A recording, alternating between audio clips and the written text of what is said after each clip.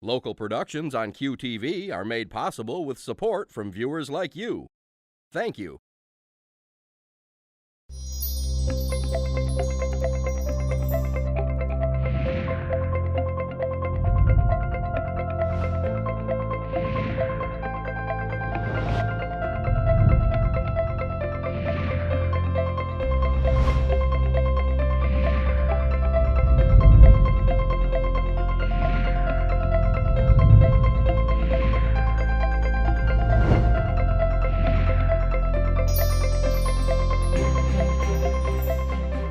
Hello everyone. Welcome to Junia Doan's The Spark. I'm Junia Doan and thank you for joining us.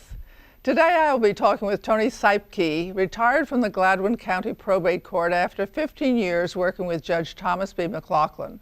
Welcome, Toni. Tell me about the probate court. What does it do?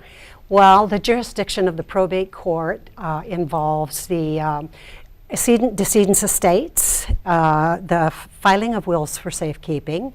We do guardian and conservatorships for persons who are found to no longer be able to take care of their affairs.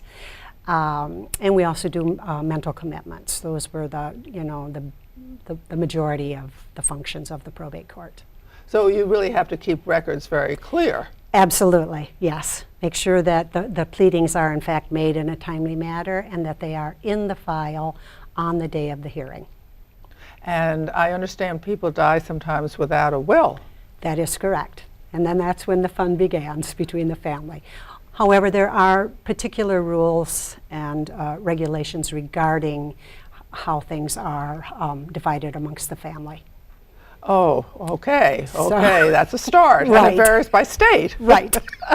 It does vary by state, yes. Yes. So I met you because I interviewed your daughter, and what drew me to interview your daughter is she has done something that no other woman, a young woman especially, in Michigan has done, and that is to compete in the Iditarod, but to raise her own dogs. And you came along, and I was so impressed with you.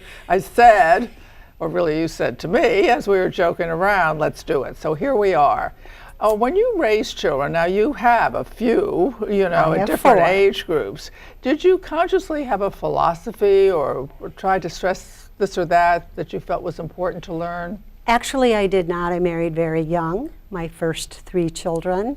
In fact, I was 18 when I had my first child. And my husband was going to college at the time, and I was thrown into the work world to help with those costs. So unfortunately, I did not have a lot of time to think about, those things.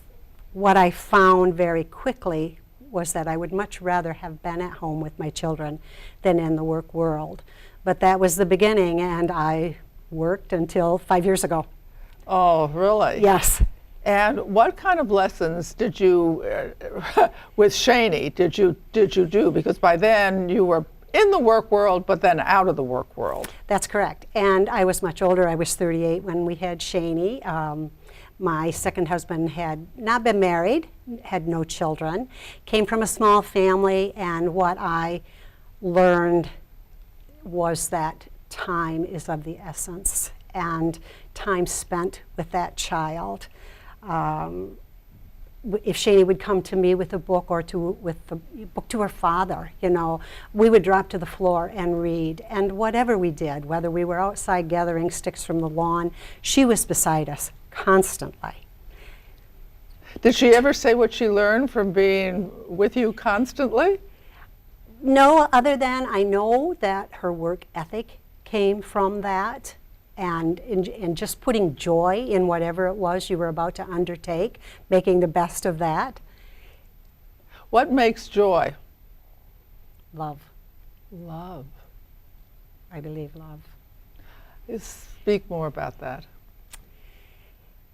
There again, I do regret with my first 3 children that my work outside of the home and often my work inside of the home seemed to take a priority because of how I had been raised. Yes. But with Shaynee, there again, none of that, like I said, none of that mattered. And I just the total love, and that total love that we felt from her from the time she was an infant was just an amazing love. And she and her dad just have an incredible relationship, just incredible. By which you mean? There's nothing that Dad would not do for her, whether it would be time or finances, to encourage and motivate her dream, to working all day in a shop and coming home and helping load dogs to go train, to pursue the dream. Yeah, interesting. And that dream happened pretty early because an aunt and uncle had gone out Correct. to Alaska, met a founder of the Iditarod, came back, talked about it. That is and then correct. she suddenly, it materialized in her mind as something she wanted to do. Do you think that was it, or do you think there was more to it? No, I believe that was the beginning, but she also will tell you, she being Shaynee, the gal that just finished the Iditarod, that God gave her that dream to pursue that as a young child at the age of 9. And he directed her in so many ways, so many visible signs. I remember when she was getting ready to make her move to Alaska, she had contacted a well-known musher in the area of Alaska to inquire about housing. Did he have any rentals available? And he wrote back and said, yes, I have a dry cabin, meaning no water, no inside facility. He would rent for $1,000 a month. And Shaynee wrote back and she said, I'm just a young girl, and it's going to take me everything I have to get to Alaska. I cannot afford $1,000 a month rent. And he said to her rather curtly, then you shouldn't even be in dogs. Oh. Right. Well, that particular man happened to be one of the race marshals on the trail this year and actually encouraged Shaynee at one of the checkpoints near the end, don't give up, you've come too far, you can do this. But I can tell you she did not rent from that man, and she's never paid anywhere near $1,000 a month rent. And that is just one leading that we all felt was of the Lord. To bring Well, her there. yes, but how wonderful it is, this man who wouldn't rent to her at a Yes. more modest fee. Correct. Or at least, first off, said this, was able to come around and be her champion. Absolutely. And so the room for growth in others is always there. Always there. Absolutely. Can't count on it. Right. Right. Right. Right. And so she raised dogs. She bought dogs here and she raised them. And how did you accommodate that? Never mind the cost. That's correct. We helped her get her first dog team together. It was 4 little dogs, and if I can back up, so she started talking about this dream. So we took her to several dog sled races in the UP. I remember she met a musher from, I believe, Wisconsin, and he later sent an email to her, and he had like 10 dogs and a sled and a cart that he was willing to sell to her for $500 or something like that. So she raced down to the kitchen table to share that with us, and we're like, Shaynee, have you ever heard the expression, if it sounds too good to be true, it probably is. And she stomped off to the loft. Are you trying to dash my dreams? Is just what she said. Well, then it wasn't too much later, someone, just by chance, happened to mention to me some people in the Traverse City area who were big into dog sledding. And we went over there on a Saturday, and we were able to find those people. And they had just returned from Alaska, and they said, if you can come back tomorrow, we're going to start our spring training, and Shaynee's welcome to ride on a cart, see what it's all about. Well, we came back the following morning, and Shaynee rode on the dog cart, and the rest is history. By fall, we had her first little 4-dog team. Oh. And meanwhile, Dad was busy putting in the kennel, building the dog trailer, building the dog houses, all so this little girl could race. And that was at the age of 14. We held out for quite a while before we gave in. Oh, you know, I always think in life, you either do it, quote, on your own, you don't have that support, or you have what you're talking to me about. Right. That people who just, including parents, but help you take the next step. Absolutely. Right, and how wonderful that it's him. Absolutely. He. Yes. Father. Right. Father. Right. Father. And just the hours and the hours that he put in. Like I said, after he would work a long day, come home and have dinner, and then they would load the dogs up and go out on the country roads to train. What's involved in training? Do they rush around or do it in a certain way, or I get used to the cart? Well, getting used to the cart, I remember the first time they had the cart and the dogs out, and they were actually at Grandma and Grandpa's house. And Dad and Shaynee had gone out a few minutes ahead of me, and when I got there, oh boy, everybody was all upset. The dogs wouldn't go down the path, and they just were having trouble. The cart had tipped over on Shaynee, and I remember saying to them, do we need to be running 4 dogs? Why couldn't we try this with 2 dogs? Right. They put 2 dogs in the trailer, went with 2 dogs, and it went much better. So all of it was just a total learning experience. I remember one time we were training and the dogs ended up on someone's porch. They got loose? Nope, they dragged little Shaynee right along on the training cart. They had some German Shepherds tied in their front lawn, and our dogs were just being social. One time, they took Shaynee into a cornfield where an Amish woman was cutting corn. There've just been a ton of experiences. Not all good, but she persevered. We all persevered. She learned to be the lead dog, so to speak. Absolutely. Leader of the pack. Absolutely. Was she like that as a child? No. Shaynee had always been extremely quiet and shy, very sensitive, but it didn't take her long to realize, I have to be in control. Someone has to be in control here, and it's got to be me. And once she found that role, she never let go.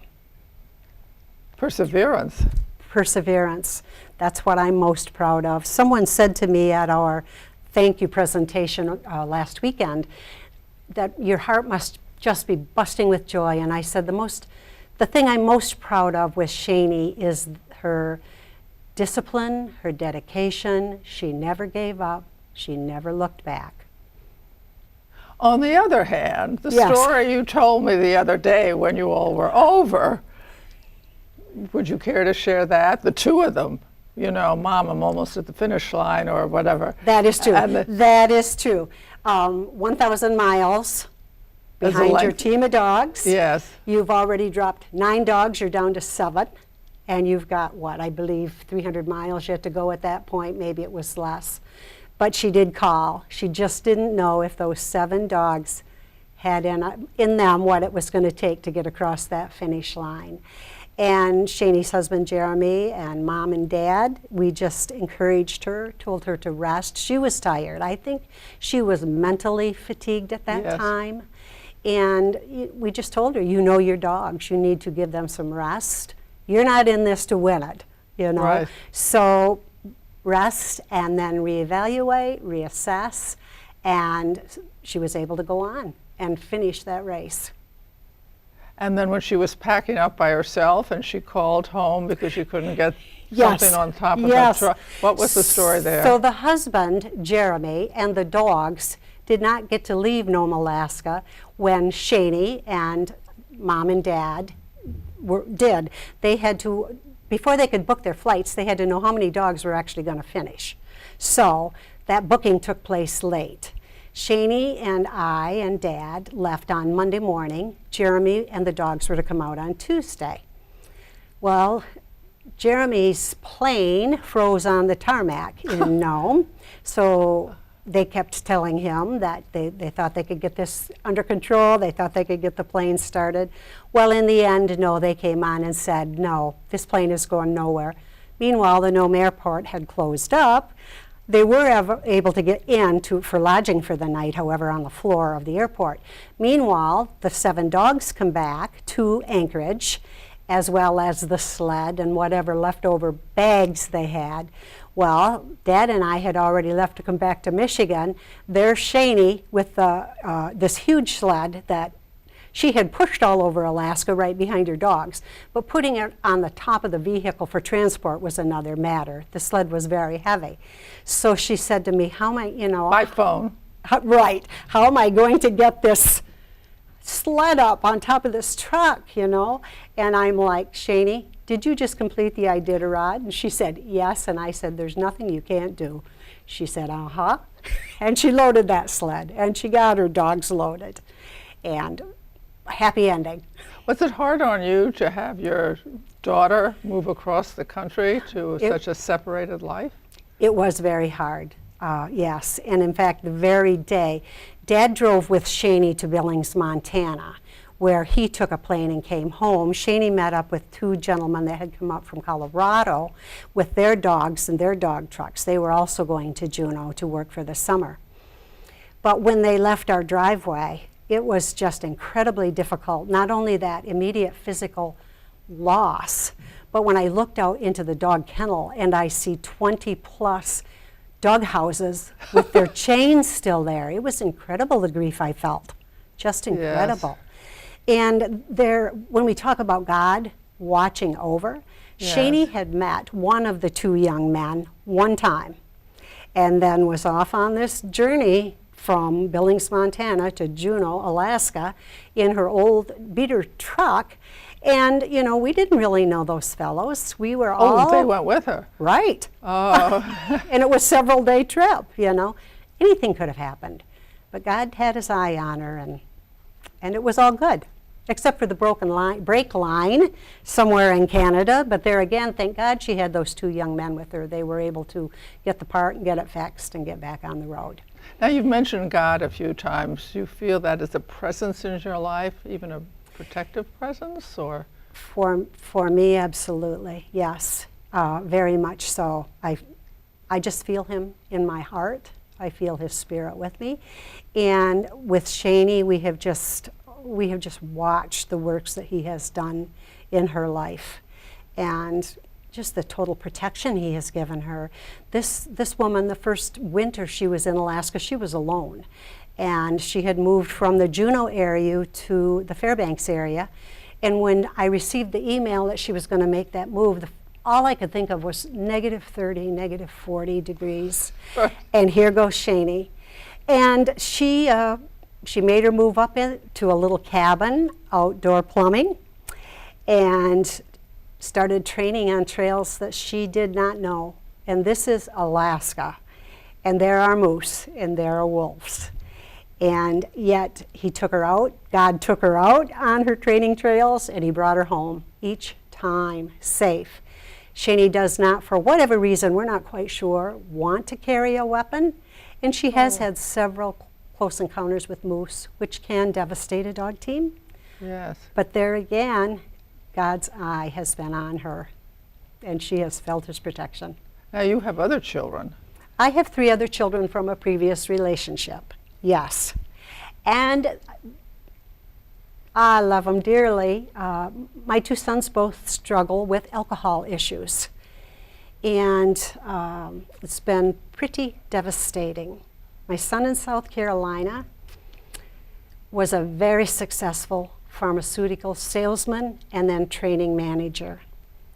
Made a lot of money. In some people's eyes, that's all success. But I saw that as the beginning of a real downward spiral. He was kept from his family a lot of nights, training in different cities, which led to sitting in the bars with his sales personnel. And that son is just so handsome and so intelligent and such a wonderful personality. But eventually that alcohol took hold, and he struggles daily with that right now. My other son also has alcohol issues. He's in the banking industry, raising 4 children on his own. He's doing his best, but a lot of struggle. My daughter from that prior relationship is an executive with the Kellogg Company. And I myself just sit sometimes and wonder, you know, how it happens that they're all affected so differently. And what's a parent to do at this age? What is a parent to do at this age, right? You know, you just hang in there with them and you just reinforce your love for them. And my oldest son actually telephoned me just on Friday. He loves the out of doors, and in South Carolina it's very hot and very humid from early in the spring until late in the fall. And he is really missing Michigan right now, talking, you know, he just wants to come home. And then he said to me, "Mom, you're home." He repeated that to me twice, and I thought, All is not lost. All is not lost. You know, you're so wise to keep the commitment, or We the have line to. open, however you say Right. it. We have to. There have been times when I have had to say, not now, not now. But, you know, we can work through this because there's love at the end of all of that, right? Absolutely. Yes. Absolutely. Sometimes it's a rough journey. Yes, that's true. We had a Matrix, a local festival, Matrix Midland, years ago. The father of the man, of John Hinckley, who shot Reagan, and he was talking about what can a parent do. He and his wife took the psychiatrist's recommendation. You've tried everything; it doesn't work. Throw him on the street. And I thought, how can you possibly say that as a professional? Anyway, it's been in my mind a long time. How do you can withdraw, but you stay in touch, you know? Right, and that it is difficult. It's, I think the thing we have to remember is we cannot let them destroy our lives or be the basis for our mood each day. I did attend it was through Alcoholics Anonymous. I can't remember which division I had gone to. I went to one of their meetings. There were probably 4 or 5 parents there, and it was so discouraging. They just said to me, they're all liars, they're cheaters, they'll rob you blind. I came from that meeting vowing I would never go to another meeting like that again, and that I would never give up on my sons. And I had that discussion with the oldest son. The oldest son and I have a very good rapport. No matter how rough it gets, we can talk it out. My second son, who is the middle child, I'm told he plays the passive-aggressive game with me. Will tell me exactly what it is I want to hear, but then turn his back and say just the opposite. We don't have that great discussion time, but you can't give up, but you cannot let it interfere with your daily, you can't let it rob your joy. It took me a long time in my own life to realize not everybody's on the same path as I want to be on. That's correct. That is correct. And that's okay, right? Well, it got to be okay. Right. I was like, really? How surprising is that? But there's also, if you buy into the idea that we're here to learn, right, and we're to live in God's grace or try and do well and leave it Right. a better, if you do, then that journey that, is full of rocks and setbacks and smooth waters and everything like that. And if you realize that, like, I'm in a wonderful time in my life right now. I never fool myself that it's anything but right now. Right. Because I've had the earlier times. Right. So now is fun. Now is fun. This is it. Right. For this second, we'll Right. see, just, you can't plan good or bad. You hope for the Absolutely. best, but you have Right. to deal with what? What comes your way? I think so, I do too. because if you do not, then you end up bitter. Absolutely. And bitter is not a way to live. No, it is Regret not. is not a way to live. Right. We need to move on, right? We need to move on from those things that have made us unhappy or that we've struggled with. And I'm not sure that we move on, but we take it with us, but the focus is less on it. that's true too. That is true too. If you know what I mean, you can't disown your experience. That's true. But you can't, it's where you put your attention to some extent. Right. Right. And there are some people who just put it on the negative and they're trapped in this cycle, and some people put it the other way, and some in between happens. But I think it's important, if you really want to live a life of fullness, that you understand that people are different, and the only person you have say over is yourself. Right, right. And people are different, and not to be judgmental. When sometimes just when we see someone, we'll have this thought, and then I will say, Lord, take that thought from me. What do I know about that individual or the circumstances? And who am I? That's true. Because as you said, we have all been there. All too often. Right. So I really want to thank you for being part of this. I think we've learned a lot here. One is to, as a parent, spend as much time as you can with your child early on, because those are the things that are important. Number two, recognize there are influences that you have no say over. An aunt goes to goes out west, you know. And the third is the influence of the divine, or the role of God, however you care to say it. And the fourth is that not every life is perfect all the time, and you have to stand in grace and space to do what you can to encourage the love part, but also know that that is theirs, not yours, and to live as fully as you can in a loving way. And you don't know what's on another person's back. You don't know. That's why I always tell you, go out and do something kind for someone you know and someone you don't know, and do it every single day till I see you next. But also pay attention to the kindnesses that come your way. I call them kisses from the universe. Someone smiles, someone holds the door, someone does something sweet. Recognize it and thank you. And thank you for tuning in. And I will see you next time. Have a wonderful week. Appreciate it so much, Toni. To contact Junia, send her an email at juniadonsthespark@gmail.com. For more information, program schedules, and news about future guests, go to www.juniadonthespark.com. Thank you for joining us. See you next time on Junia Doan's The Spark.